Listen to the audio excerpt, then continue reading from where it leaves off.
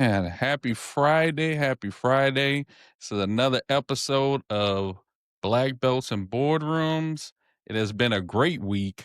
I am still on a high from our leadership lounge that we had earlier in the week. I actually got to meet my co host in person. We've been doing this podcast for almost 6 months, and it was the first time we ever met each other in person.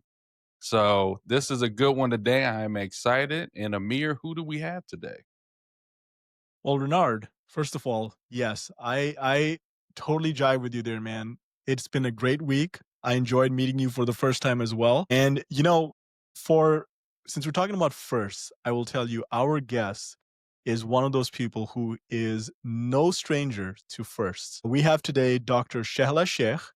She's local to Chicago. She is a medical professional. And on top of all that, she is first Pakistani woman, or at least Pakistani descent woman, who climbed the third highest peak in the world, Kanchenjunga, which, as I know it, is the most technical peak that you can climb. And I'm sure that she'll tell us all about it. And she's also somebody who climbed the highest peak or the highest summit, I should say, Kilimanjaro in Africa. So I'm excited to introduce to you and our guest, Dr. Shehla Sheikh. So, Dr. Sheikh, welcome. Thank you. It's a pleasure to be here. Yep. All right. So, Dr. Sheikh, I'm going to ask you an easy question first to warm things up.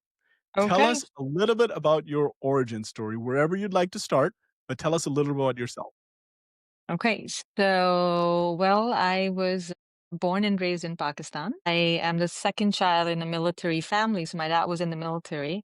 That leads me to every 2 years, we would move from one city to another city in Pakistan, which is called, we were posted to a new city. And so I grew up traveling a lot from within my country and outside to Middle East, to Europe, and to North America as a child and as a teenager.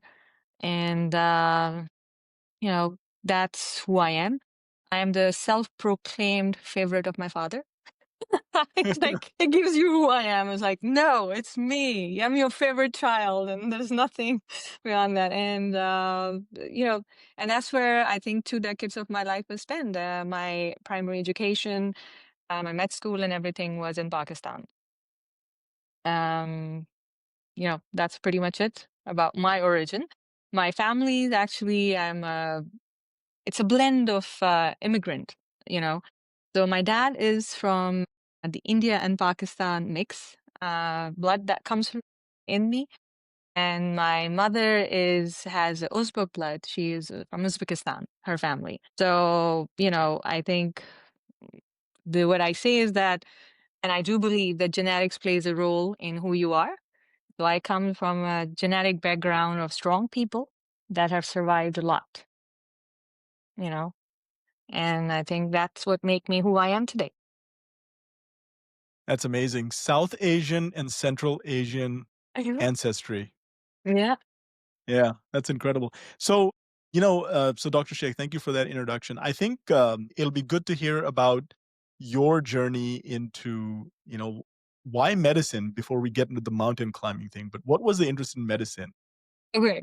So the funny version of it is like I actually wanted to be everything. So I am one of those curious child. Like if I go back to my childhood, I wanted to know about everything. I wanted to do everything. I think I was sent in this world to just, test my parents out, actually, their patience. So one day I'll read or I watch a movie and I'm like, I want to be a pilot. I want to be a fighter pilot. I want to be a fighter pilot. And they're like, what? And then they said, nope, no female fly those planes. So I was like, oh, okay. Then there's like, become a commercial pilot. And I was like, no, no, no, no, no, no, no. It's too big. It's too big. I'm not gonna fly that. You know, and well, any reason a child can get. And I was like, oh, okay. Then I wanted to be a police officer. And then I watched a movie where they were taking bribes, and I was like, no, that's bad. As a kid. So that got canceled from my list of what I want to do, and so forth and on. I went through everything in life. Like, this is what I want to be. And then somewhere in the middle came I have an older brother. So, there's always a competition that goes on. I do respect him a lot. He's a superhuman being. And So he went into medicine, and then we were sitting, and then he was trying to explain to me what medicine means. He was like, if saving one person is like saving humanity, and God will forgive everything if you're not doing what he asked you to do. But if you serve humanity, there you go, open ticket, you're now in heaven. And I was like, what? Really? I don't have to pray, I don't have to do anything. And there you go, I will be in. And he was like, yeah. And I was like, there you go, now I know what I want to be. So, but in paper, it's to serve humanity. No, no, no. But as a child, I was like, oh, okay. But I think the real story was that I went to a hospital with my brother where he was a resident. As a medical student, he went in, and there was an accident or trauma case that came in. There was a child, and my brother worked on him. And when they came out, the family just surrounded him, and the father is hugging him, and thank you for saving my child. And so what I saw at that moment that was just priceless. Like, you can't put a price tag to it. And it is really helping somebody, and how important that is for that, and then the gratitude, you really, and I think that's what really was I was like, helping other fulfills you as well, So I think that's how that started. Other than that, I like, again, like as I said, I stumble into all those things. I wanted to be a basketball player. I wanted to be, so I was into sports. I was a very high energy kid, I will do anything, you just name whatever was possible for me to do, I would be, um, you know, in that sport, because I think I grew up with my brother and my cousins that were male. So all those sports that they were doing, I had to compete. I have to be in there. And so I learned a lot. I learned a lot from all those things that people thought was like kind of like, wow, why is she doing it? Normal kids are playing, and you will find me on top of a tree because it was fun. Top of a roof because it was fun. It was daring. It was something good, a new perspective, something I learned. And, so those were the things, like, I think it was, it's those things that makes me who I am today. One big thing was in our family. And something that I always remember is that I don't know whether I first heard it on TV or my father or mother or who told me, and it's a verse from our book, from Quran, and it says the meaning of which is, "My Lord, increase me in knowledge." Okay, and I think that is, to this day, that is who I am, and I feel like I was sent here to learn things. you know and that's where, when I look back in my life, and I'm like, no matter what you put forward, like, if it's stitching, I will do that. If it's cooking, I'll do that. It's painting, I'll do that. My dad had the car engine open. He's an engineer. I want to know how it is fixed. So I have done a lot. I'm a jack of all trades.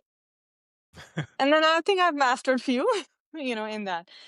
And this is how I came into, like, becoming the person I was and entering medicine this way.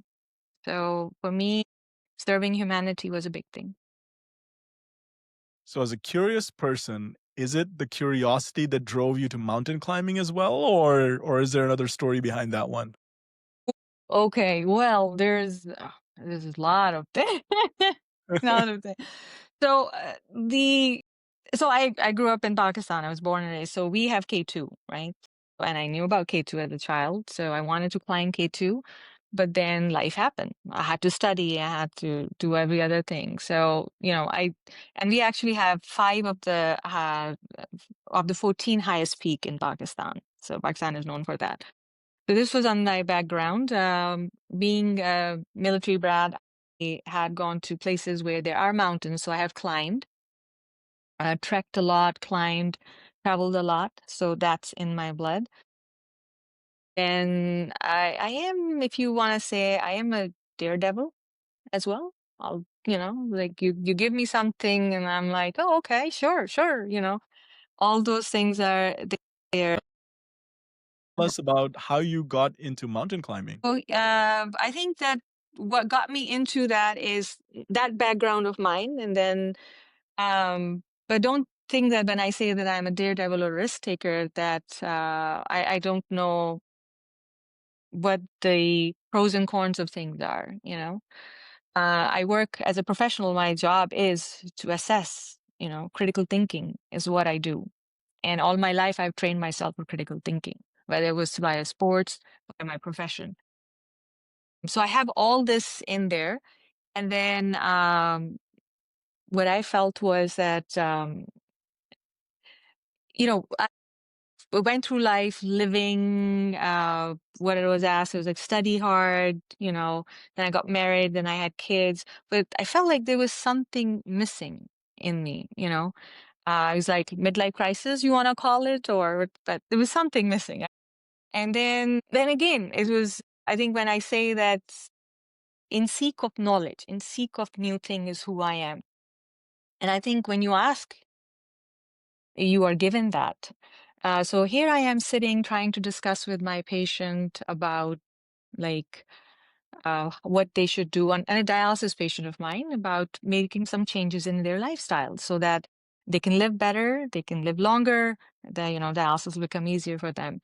And out of nowhere, he says that, you know, it's very hard, Dr. Sheikh, what you're asking me to do.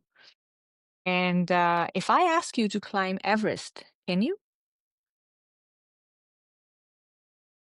It just kind of stopped. I was like, okay, you know, why is he comparing this, you know? And it made me think that, no, it was what I'm asking him is like an Everest to him. You know, it's his whole lifestyle that I'm asking him to change. And I looked back at him and I said, if I have to, I will. And then he said, okay, you know, he smiled, I smiled. I gave him some more advice, and then there was. But I think that clicked in me that, you know, changing yourself and changing the way you are living and comfortable in, going out of your comfort zone is hard, you know. And that's where the next step from that was like, uh, you know, I'm a mother of 4 kids. I have responsibilities. So life have tied me down, you know, on certain things. And for me to make any change like that, drastic change, because it kind of lit something in me. I was like, no, you know, uh, something different. I have to do something different. And then I was also like, I'm preaching somebody, but when then they're asking me to do something different. What can I do? You know? But I was still like kind of thinking about it. And because of the mountain, I was like, I should go trekking. But I was like, then I have kids, who's going to take them, you know, all that. And then I had a car accident. It was a high-speed accident, 3 car. I broke my sternum. I had concussion and all. That when I woke up, I realized I could be dead. And I think at that point, the courage to make that difference came to me. I'm like looking at hindsight, I can think, because I was like, if I was gone doing all the right thing that people have asked me to do or told me this is the right thing, you know, my life would still have ended. So what about those responsibilities that were tying me down, you know? So I think that became another step toward making me think deeper and asking myself, am I happy where I am? Because in life, I mean, you set clear goals. You achieve them by following some worn out path laid by others, you know, like I became a doctor, it's a straight path. You study, you do this, you do that, you can. But yet sometime, you know, after all that success, you still sometimes, you know, kind of the contentment, that feel of that completion is absent. And it's not because like you lack sincerity, you lack the wisdom or the growth in that process. You were very sincere to what we were doing and you were very clear in your mind. But while you were going on those paths, somehow you lost your individuality. Somehow how you wanted to do it got lost and you just got headed away with the flow of what everyone else is asking you and, you know, wanting you to do. And I think in that, I realized that, you know, when you allow or when we allow ourselves to kind of go out of our comfort zone, that's where your growth happens. You know, uh, you are, you know, about how to say like the true knowledge come when you do step beyond your comfort zone. You try to get to know yourself again, and you listen to your soul again, in that. And then you align your compass to who you are, uniquely who you are. And then you carve your path again. And that truly brings back your happiness. And that's what mountaineering did to me. Okay. After that accident, I asked my husband, I was like, you know, can I go do what I want to do? And he was like, what? And I was like, I wanted to climb K2. That was one of my wish lists. And he was like, oh, okay. And I was like, but I don't think I'm there. I was like 20 some like years. I haven't done anything.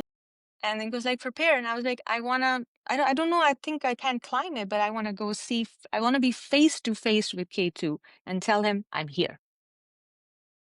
And I prepare hard. I prepare for a whole year, going back to the gym, making it my priority.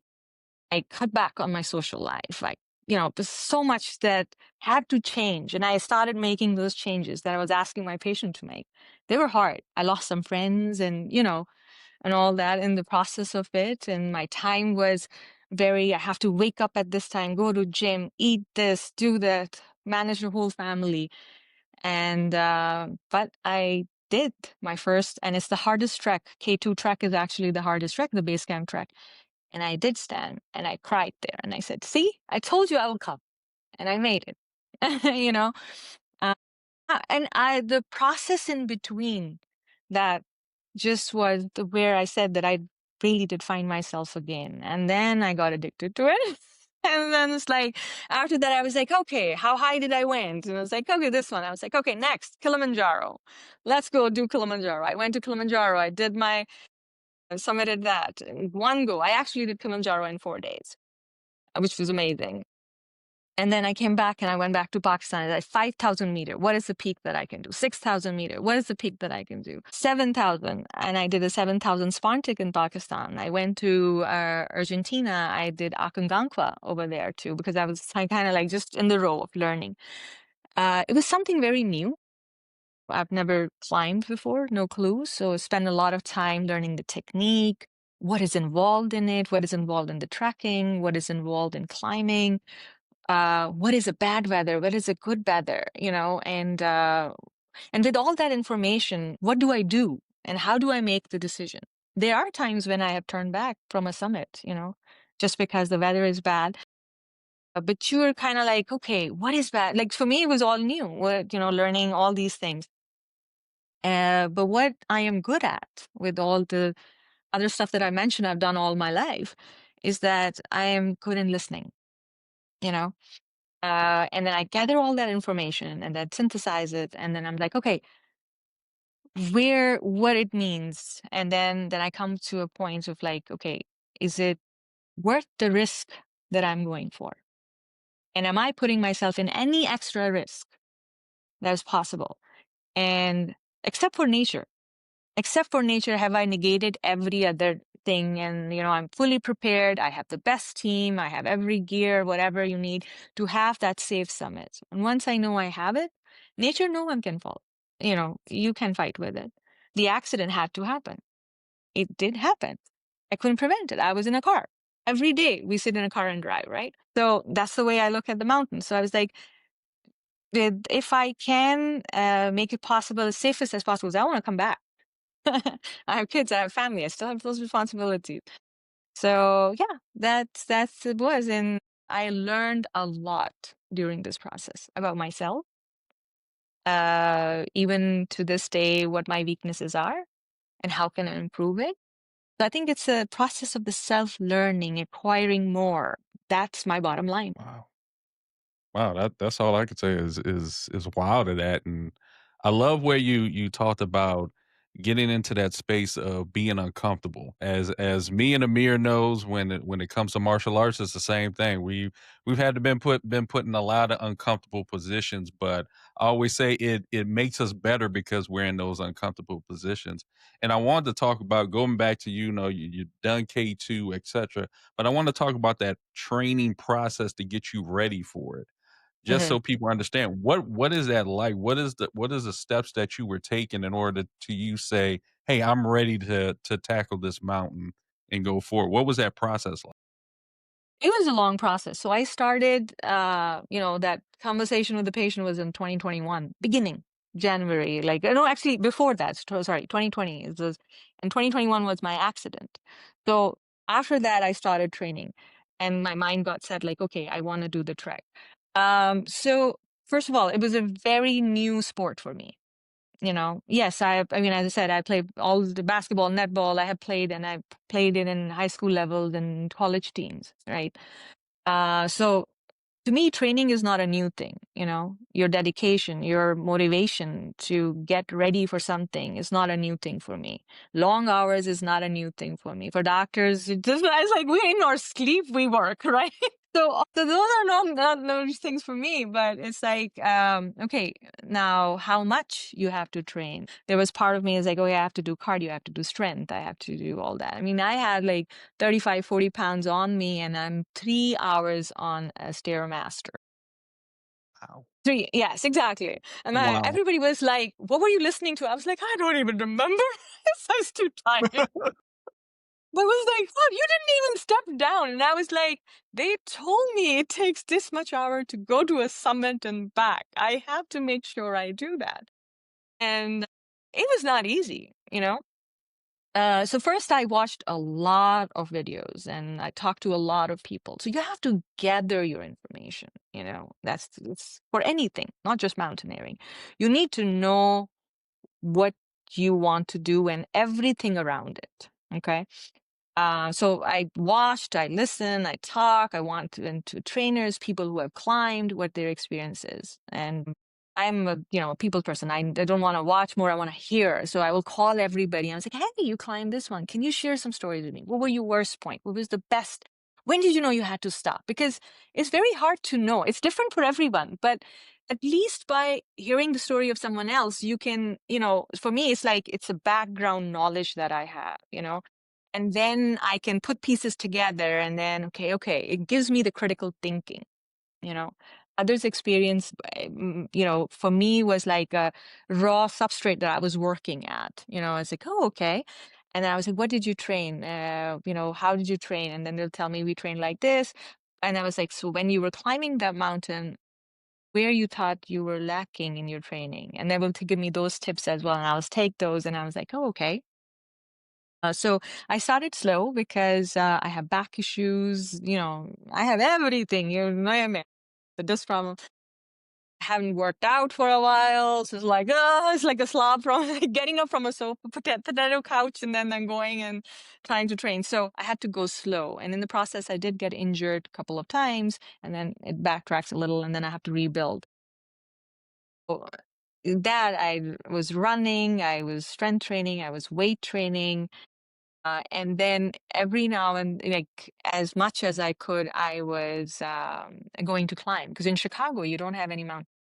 You know, there's nothing. Stairs is what I have, and I have worked, on those stairs, and then having the bozo ball upside down, or saying you're kind of making it as like that. Okay, I'm stepping here, I'm jumping, and then tricking myself, and then asking my son to tell me which one to step now. Just keep changing it so that I get the footing right. Because it can be at any angle that you have your climbing. So it was very intense, the training. And then I'll have gone back, I have to eat certain amount, and then I have to sleep to rest my body so that I am okay to work the next day.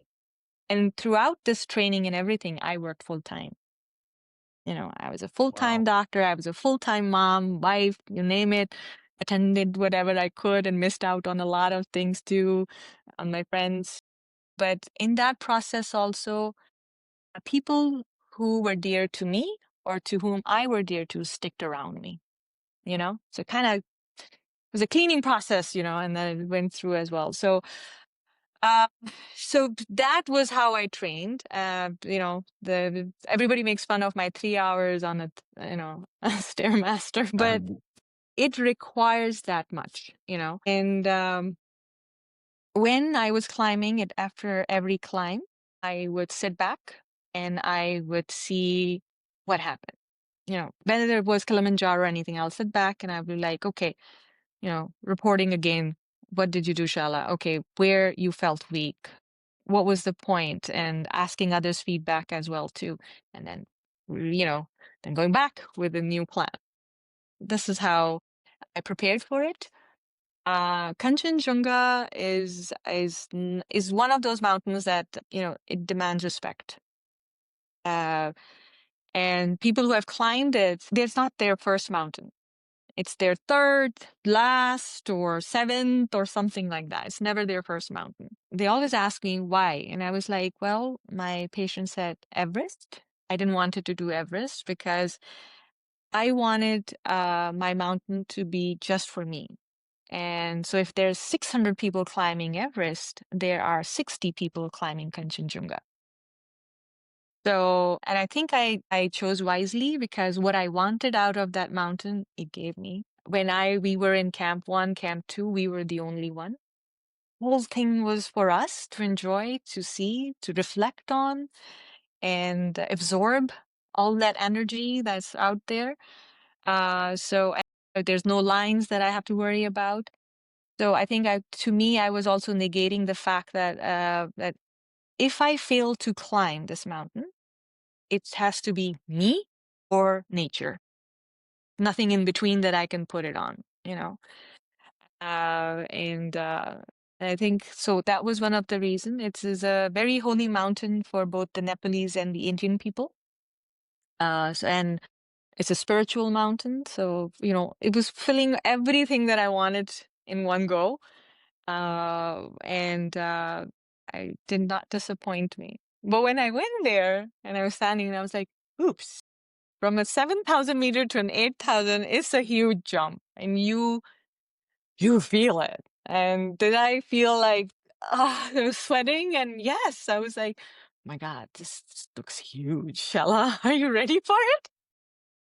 So don't ever think that you are, the doubts are not going to come till the very end. They will. It's just how you're going to motivate yourself again and how you're going to make that, decision to not give up. At the end, I remember I'm going up. We started at 5:10, 5:20 p.m. and then 6:30 was my summit time a.m. the next day. And during this whole time you're climbing, stopping only for water here and there or change of the oxygen mask. So and every step that I took, I remember, Shehla, you did the treadmill, you did the mile master, you can step one more. I just keep going, keep at it, don't give up, Shehla, don't give up, Shehla. And it's required a lot of resilience, it's not easy. It's not. There are, you look down and you see dead bodies. You see a person that you were having a cup of coffee with 3 days ago that has died and still on the line. You see a lot.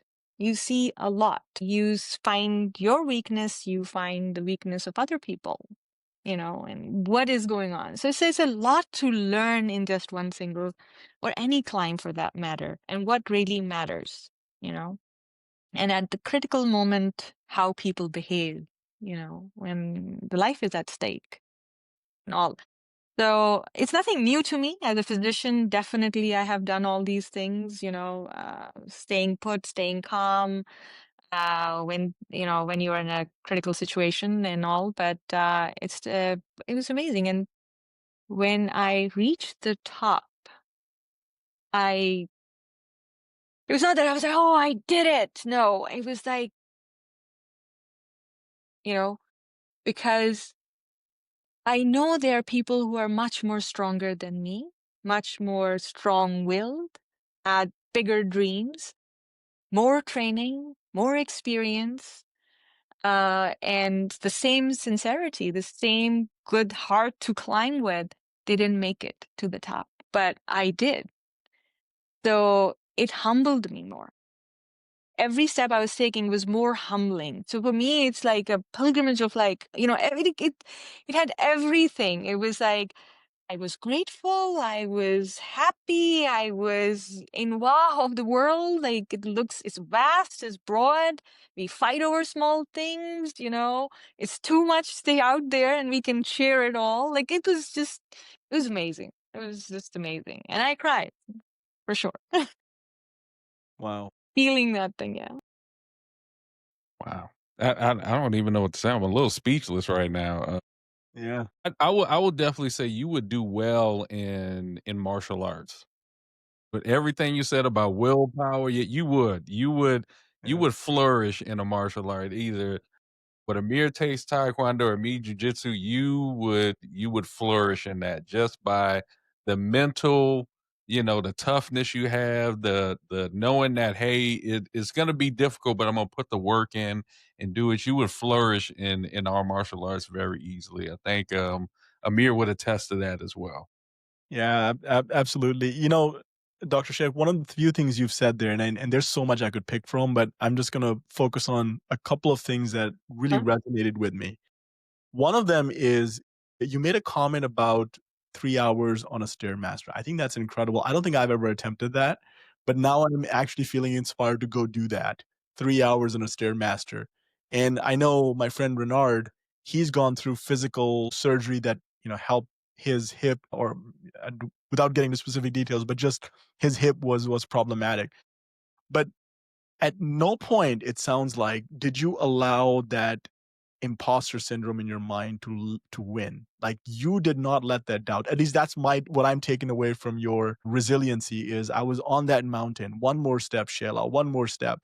And as you're saying that, I'm thinking, man, we're just doing regular work in corporate America. And there's so many of us who are like, I don't know if I can do that project. I don't know if I can learn that, name that technology blank. But here you are, face to face with a mountain that is never somebody's first mountain, 8,000 plus meters tall. Tell us a little bit about like how do you push back against that voice that tells you, you know what? You just need to stop right now. So you have to be, I think it goes back, like I tell my kids as well too, and my residents and fellows that I train. I was like, you have to be very honest with yourself first, in the process of like when you're training or doing anything. Know your weaknesses and your strength. Okay. And then once you're aware of that, then you build from there and build on your weaknesses to make yourself strong. Don't ever think that you will, everything in this world, or for that matter, is nothing lasts forever. Nobody is the strongest. Nobody is the wisest. There are moments when we can all be that, you know? So when you are down or you have some weakness, just see how you can patch it up. How can you go around it? What they're gonna motivate you, and and then work on it. And I think that's where overall, with time, with passage of time, because life is not just about a day, or you're growing every day. You learn, and then it's like, as you guys in technology say, you reboot stuff, right? And then you come a new version. Oh God, you don't want to. A reboot fixes like 99.9% of things, Yeah. Yeah. Tell me, whenever Yeah. I make that phone call, it was like, hey, it's not working. It was like, turn it off, turn it back on. And I was like, that was easy. But your whole life is a work in progress, right? So you look at from that perspective. So you keep working on yourself and you stay honest to yourself all the time, not easy at times, but, and then also don't ever undermine or underestimate or put yourself down. If you have achieved something, feel it, own it out there, you did it, when you're talking about that imposter, like, you're not there, you can't do it. No, as a woman, I've done it a lot. My struggles were, as growing up, was that people call me, I'm too loud, too like out there, what I'm trying to do, what I'm trying to prove. I felt out of place, you know Some would say, are you trying to be a man? Oh God, that word. It's not like nothing against you guys, but it's like telling me that I am doing something which is not right, you know? And, and I was like, oh, I was trying to tone myself down, and don't do that. If I go back and tell myself or my kids, I was like, don't. Own who you are. Just make sure I always say, so there's a few things that I say. Knowledge, acquire knowledge. And it's not bookish knowledge. Knowledge means anything and everything, all the information that is out there. Whatever you can grasp, absorb it. It's going to be helpful at one point in your life. You will learn. Then it's true to yourself and be a good human being. You were dropped in this world to live with other people, you know, enjoy it, and then live for them and live for yourself. And in this whole thing, you will find new things you will discover. So now coming back to your point of like, how do you motivate yourself? It's if you have a goal and it was the right goal, you're already attracted toward it, you know? It's just a little bit more push that you're going to say, I'm going to do. No, if my legs stop working, I had to stop. But if they are still, I can still command my brain to make it happen. And it's happening. It's just because I'm like, oh no, Shehla, you can't do it. No, Shehla, you can. It has to physically prove to me that I cannot take that step forward for me to stop, you know? And that's it. And once you're able to achieve it, then ravish in that moment that, yes, I did it. I took the other step. It's step by step. Nothing just happened in in one go. It's step by step, small steps. And that's what I tell my kids. I was like, your whole life, you have your whole life, work on it step by step. At the end, whatever comes out will be fabulous. It will be you, and enjoy it. Yeah. One of the things that attracted me to your story, Dr. Sheikh, was that the fact that you grew up in Pakistan and you were breaking stereotypes, being the first woman of Pakistani descent to climb this Yeah. technical mountain. And I've lived in Pakistan and I know, culturally what it's like. And something that you mentioned also, you're being compared to a man. What are you trying to prove? I think we see that in the tech sector a lot. Renard and I, as leaders in our organizations, having inclusive and diverse voices is very important to us. Mm-hmm. And we talk about this, in our private conversations too. How do you, is this like, I know it feels like it's in your nature, but how do you then, just own it? I mean, is it just like I'm just going to own this and just go with it? Or is there a different driver, because So, it's very inspirational as an outsider looking in. So you're right. I mean, I grew up in like a misogynistic sort of society, right? It's like, and there's this gender bias that you see all the time. But in my home, my parents raised me in an environment of equality. I mean, I have brother and we have sisters. So, you know, so I think that this difference that I saw, which is outside and inside, like growing up as a child, I'm like, I'm in an environment where I can do anything. There's no difference between me and my brother. It empowered me, and it showed me that, first of all, change begins at home. You have to start there. And that, to me, equality it's not a cultural thing that, oh, over there, they're bad. No, it is a choice. You have to make that choice, you know? And then, for me, it was like, oh, let me tell you a story. It's a funny one. So, the joke in my family is that even to this day, my parents call me Shehla Baji. So, Baji means, an older sister or somebody you will call in respect. So, it started that I have an older brother, and then they told me to call him Bhai, you know. And I was like, okay, that means an older brother, you're giving him respect, right? So I was like, oh, okay, I can do that. But then he should call me Baji. And they were like, what? And I was like, yeah, because he has to respect me.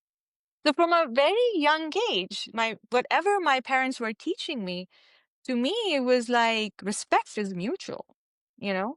I'm equal. You have to give it to me and I'll give it to you. That's how I grew up, right? So it was there. And then if, as I said, if my brother is doing it, I have to do it. If my cousin is doing it, I have to do it. The only thing that will stop me is my physical, emotional, like, endpoint.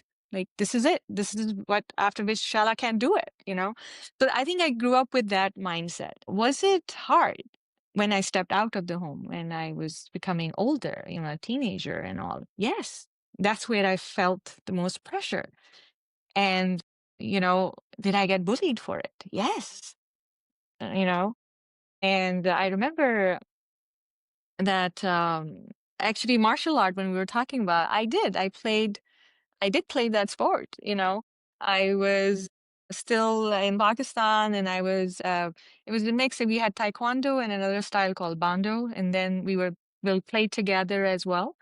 And then I was the orange belt going toward a senior, and then there was a competition. It was a all Pakistan competition that we were there, and I was just there for like, it was, my father got posted there. I started, so probably hardly like 6, 8 months, and I was progressing very fast. Like I'll spend hours, like, okay, what are the katas? Like, okay, tell me, and I'll repeat it, so because I can learn and get better at it. And also every day I will practice at home. It was once a week for our school, but I will practice every day.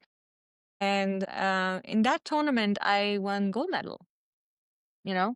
Wow. And my belt was like, wow, okay, well, Shella, yes, And when I came back, somebody interviewed me and put me in, and the way they described it in the interview was they were more interested in like how this woman who looks so innocent, so fragile and wow, it was again, it was like they don't write this about men, like why? And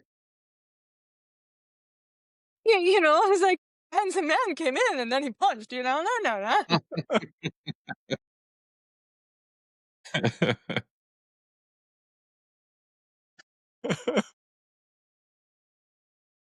It's like one of those things, and you're like, oh, okay. Like, and I was, getting older at that time, like an older teenager, and my dad said, do you see what they are writing about you? And do you want to be known by that or by the strength of who you are? You know? And I was like, the strength of who I am, you know? And I want respect. I demand respect, you know? I don't want anybody. And I call back that person. I was like, you have to write an apology because this is not right. And, but, this is how I grew up. But yes, it's not easy. To this day, when I sometimes walk in and I have a male nurse with me and they think he's a doctor and I'm a nurse. This day and age over Wow. here, right? So, it's just we have to make active effort toward it. It's not, I'm not saying that the person beside me is not good or not. It's a team. We are a team. But that difference do still exist to this day. When I climb, they ask me, yeah, you want to do that? And I was like, yeah, I will. I'll show you. And I did. Thank God. Thank God. So, and that's what I expect from everyone. It's not, and to me, gender doesn't mean anything, like it's to my boy, my girl, they're equal to me. And again, just only be limited by your own emotional, physical, and mental strength. That should be the limiting. They say, I am done. When you know that you are done for that, and nobody else should be telling you to stop. I don't know. I keep being speechless every time because I'm just gravitating to so much information that you're giving that is really resonating with me. Far as you've been climbed all these mountains, these different summits, etc. When do you feel like you're gonna say, "Hey, this is my last one"? What does that look like for you? Do you have many more left in you, or do you feel like you're gonna be done pretty soon? So I guess till all those joints are moving and I still have these fingers.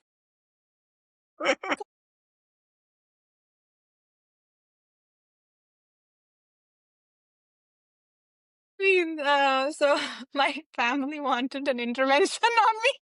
They all got together. saying that, hey, so I had to make not just, by the way, training and sacrifices on my social end or in my life, even with my work, because nobody's going to give me 2 months off, no matter how good I am, because there's the workforce, right? That you have to. So I actually had to become like a part-time in my main area main university that I work for, uh, actually part-time. And I barely show up there. No, they're still okay with that. They still like me. But become part-time there, and then take up moonlighting, and go out to places to work. I'm an interventionalist, so I do procedures. So I'm just like moving around where to have to make money to climb too. So then now you add travel to what I was still struggling and working and getting ready for. So it was not easy, but I have made those changes. That's where the uncomfortable zone, because finances is there, my family is there. Uh, but God has been kind. When you are looking for something, things do happen. There's a will, there's a way. So not easy all the time, but yes, you can. So as long as it continue, I will, I can earn, I can work. I love what I do as an interventionalist. And so I continue doing that and then learn and keep climbing. Hopefully I will still maintain all my fingers and toes. My family recently just took me to Mexico. They're like, there has to be sea level. This woman cannot.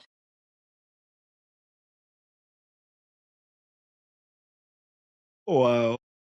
Do, Oh my do you God. do you think that your kids might take that on and decide they wanna do what mom does? They wanna try to climb mountains as well. Do you think that do they even think about or talk to you about that now? So I actually, when I went to Pakistan the first time, I took my oldest with me. She was 16 at that time, and I went for the K2 base camp as far as she could go. So we did it as a mother and daughter. It was hard. It was a very hard thing. And then, because she's not used to the food over there, she got into gastroenteritis. And I was like, oh my God, I brought my kid here and now she's sick. And it was hard. I mean, like coming back, there was flood in Pakistan at that time in that area.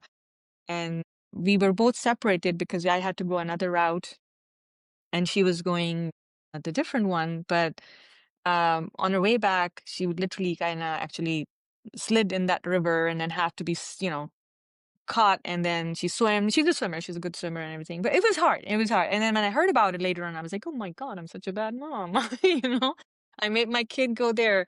But I think that they will, but when and how, I don't know what they want to do. My kids are into sports. My daughter, she does tunnel flying, and then the other one is a wrestler, the boxing, and the third one is basketball. And then they used to be in martial arts too, but they didn't continue because one of the teachers left. And then, it's my problem, I guess. I should have continued it.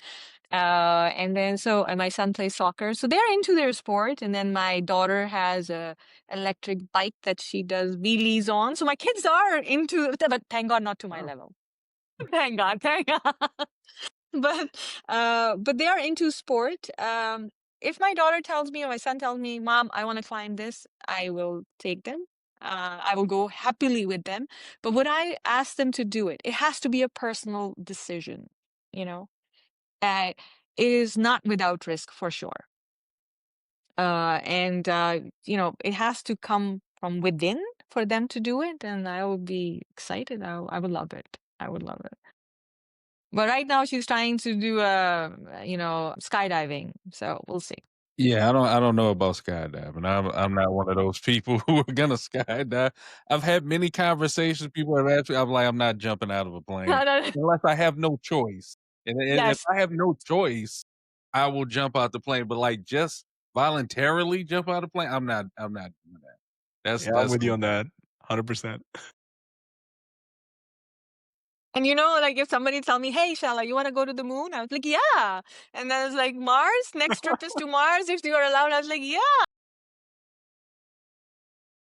I mean, my God. somebody could confuse you for an adrenaline junkie too. Just saying. Yes. Uh-huh. I think that I like that environment that like even work wise, like as an international assist, like it's a high. I'm working with balloons, opening things up, closing things up. So it's like yeah, intense. I work in ICUs, intense. So I think that's where I perform the best. Fast pace, always Yeah. moving. Yeah, that man, you once again, you would fit in a lot of our areas that we work in. You would fit very well in those areas. And man, you being here on our show, I think we've learned so much about determination, being comfortable, being uncomfortable. Got to say that. So definitely, we definitely appreciate you being on the podcast. So I have to ask, because I ask everybody, what's that music that gets you ready? I would love to know what's the music that gets you ready before you have to climb a mountain, if there's music for it. But yeah, definitely, what is your theme music that gets you ready for going into work, getting ready to climb a mountain, etc., skydiving, whatever you want to call it? What gets you ready for that day?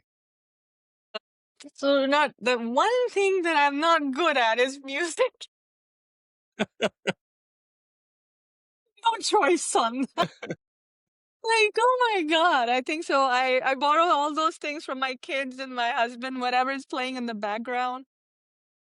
I remember asking, it's like, hey, can you just find me music for my workout? Because I don't know what to listen to. But randomly, I listen to everything. I even listen to folk songs but there's not like a particular thing for me. And if I like something, I will have it on repeat for sure.